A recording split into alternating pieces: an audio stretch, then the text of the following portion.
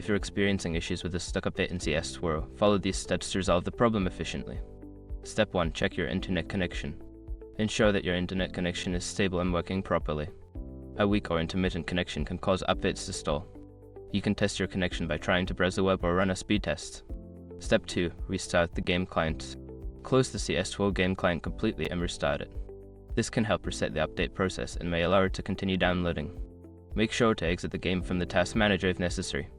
Step 3. Clear download cache. Navigate to the game settings and look for an option to clear the download cache.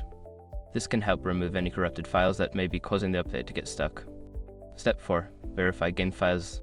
Use the game client's built-in feature to verify the integrity of game files. This process checks for any missing or corrupted files and replaces them, which can help resolve update issues. Step 5. Reinstall the game. If all else fails, consider uninstalling and then reinstalling CS2. This can be a more time-consuming solution, but it often resolves persistent issues with updates that are stuck.